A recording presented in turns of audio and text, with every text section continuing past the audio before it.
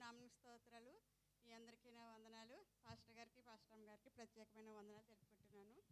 మరి దేవుడు నా జీవితంలోను నా కుటుంబంలోను చేసిన ప్రతి విధమైన మేలును బట్టి ఆయనకి వందనాలు స్తుతులు స్తోత్రాలు చెల్లించుకుంటున్నాను.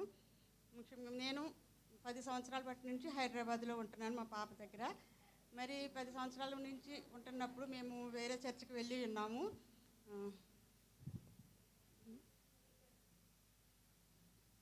వేరే చర్చికి వెళ్తూ ఉండగా కోవిడ్ టైంలో ఆ చర్చి స్టాప్ చేయటము, తర్వాత మళ్ళీ మేము 1 ఇయర్ వరకు చర్చి లేకోకుండా ఇంట్లోనే ఉండేవారము. అది తర్వాత కోవిడ్ అయిన తర్వాత మళ్ళీ చర్చి ప్రారంభమైనప్పుడు మాకు ఫోన్ చేసేవారు, వేరే చోట పెట్టి ఉన్నాము మేము చర్చి, అక్కడ రమ్మన్నారు. అది చాలా దూరంగా ఉన్న గురించి మేము వెళ్ళటానికి ఇష్టపడక మేము కుటుంబ ఆరాధనలో చర్చి గురించి ప్రార్థన చేయించుకుంటున్నాం. ప్రతిరోజు ప్రేయర్లో ఈ చర్చికి కావాలి, చర్చికి వెళ్ళటానికి మాకు మార్గం చూపించి ప్రభువా అని నేను ప్రార్థన చేసుకుంటున్నాను. ఒక వాక్యం కూడా ఉన్నదండి,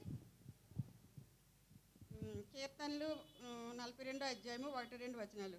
దుప్పి నీటి వాగుల కొరకు ఆశపడుతున్నట్లు దేవా నీ కొరకు నా ప్రాణము ఆశపడుతున్నది.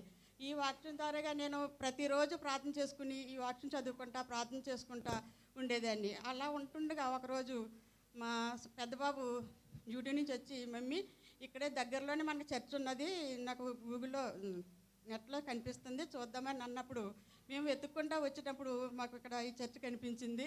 అప్పుడు లోపలికి వచ్చాము, నేను ప్రేమ నా కోడలు వచ్చి ఉన్నాము.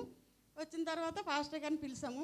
పాస్టర్ గారు బయటకు వచ్చారు. బయటకు వచ్చి రెండమ్మ లోపలికి రండి అంటే, లేదండి మేము చర్చ్ కోసం వెతుకుతున్నాము, మేము ఇక్కడికి వచ్చి ఇప్పుడు తెలిసింది వచ్చాము. ఆ రోజు సండే కాదు, ఏదో శుక్రవారమో మరి బుధవారమో నాకు తెలియదు, వచ్చున్నాము, మళ్ళీ వస్తామండి సండే అని చెప్పి మేము ఇంటికి వెళ్ళిపోయాము. ఇంటికి వెళ్ళిపోయిన తర్వాత మళ్ళీ మేము చర్చికి రావటం మొదలుపెట్టాము. అది 2022 సంవత్సరంలో రావటం మొదలుపెట్టాం. కానీ రెగ్యులర్గా రాలేదు. నాకు అనారోగ్యం కారణంగా మా ఇంట్లో పరిస్థితులను బట్టి రెగ్యులర్గా రాకపోతే ప్రేమ రెగ్యులర్గానే వచ్చేది బండి నుండి తీసుకుని. అప్పుడు మా అత్తయ్య గారు ఈవినింగ్ కూడా చర్చ్ ఉందంట, మీరు పగల అవ్వట్లేదు, ప్రొద్దుటప్పుడు అవ్వట్లేదు కాబట్టి ఈవినింగ్ రండి అని అంటే మేము మళ్ళీ ఈవినింగ్ తెలుగు చర్చ్కి రావటం జరిగింది.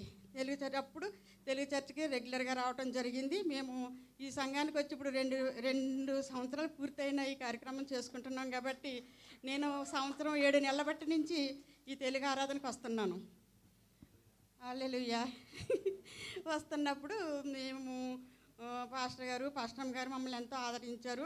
ఫస్ట్ టైం మేము చర్చికి వచ్చినప్పుడు పాస్టర్ గారు బయటకు వచ్చి నన్ను ప్రేమని ఏ విధంగా అయితే పలకరించి ఆయన నవ్వుతో మీరు రండి అని చెప్పి పాస్టర్ గారు మాకు నెంబర్ కూడా ఇచ్చారు.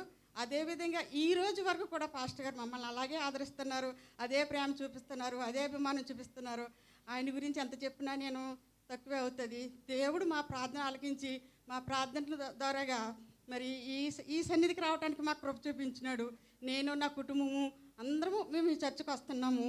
మాకు చాలా సంతోషంగా ఉంది. ఈ చర్చకు వచ్చిన తర్వాత మేము ఎన్నో మేలు పొందుకుని ఉన్నాము. మా జీవితాల్లో మేము ఎన్నో పోగొట్టుకున్నాము. 10 సంవత్సరాలుగా మేము పోగొట్టుకున్న ప్రతీదీ కూడా ఈ సంఘానికి వచ్చిన తర్వాత మేము మేలు పొంది ఉన్నాము. మా ప్రేజీ, అనితేజ్, ప్రేమ, నేను, మా పాప అందరము కూడా ఈ దేవుని సన్నిధిలో ఏదో ఒక విధంగా దేవుని మహిమపరచడానికి కృప చూపించి ఉన్నాడు. అంతేకాకుండా మరి పాస్టర్ గారు మేము వచ్చిన ప్రతి వారం కూడా మేము ఈ చర్చ అయిపోయిన తర్వాత ఇంటికి వెళ్ళే టైము మేము ప్రార్థన చేయించుకుని వెళ్ళినప్పుడు మేము ఎన్నో సమస్యలతోనూ బాధలతోనూ వచ్చినప్పుడు మరి ఆయన ప్రార్థనలో మేము ఎంతో మరి మేలు పొంది ఉన్నాము, ఎంతో నెమ్మది పొంది ఉన్నాము. ఇప్పుడు మేమున్న పరిస్థితుల్లో మేము ఈ చర్చకు వచ్చే ముందున్న పరిస్థితి కంటే మునుపటి కంటే ఎంతో గొప్పగా మేము ఈ ఆరాధనకు వచ్చినప్పటి నుంచి మా కుటుంబంలో జరుగుతూ ఉన్నది. ఎన్నో మేలు చూసి ఉన్నాము. అందుని బట్టి దేవునికి వందనాలు, కృతజ్ఞతా స్తుతులు చెల్లించుకుంటున్నాను.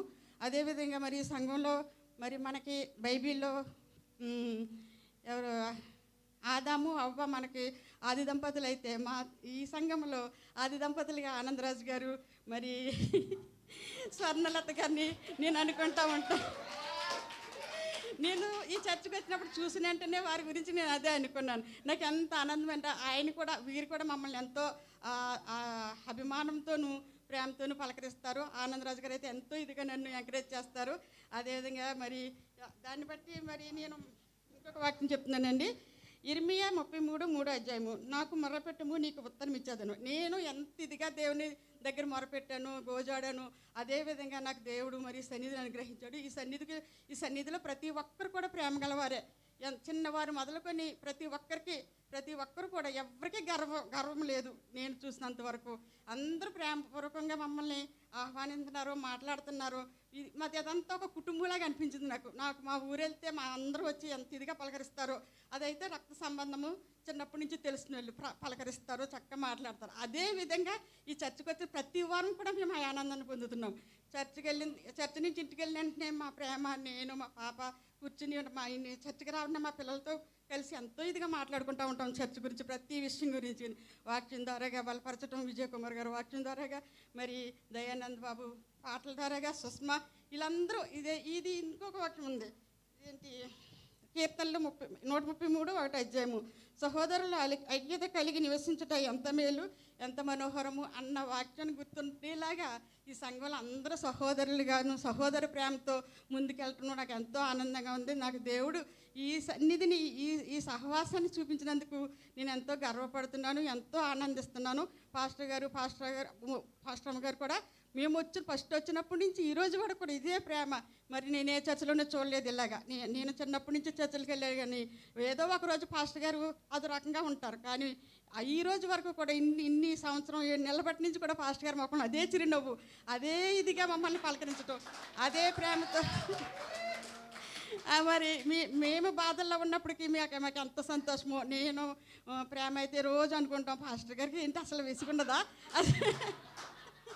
అసలు అలసట ఉండదా, ఇలాగ అనుకుంటా ఉంటే అది నిజమండి అని మేము అలా అనుకుంటా ఎంతో సంతోషంగా మరి ఎంత మంచి సహవాసం దేవుడు మాకు ఇచ్చినందుకు దేవునికి వందనాలు చెల్లించుకుంటున్నాను.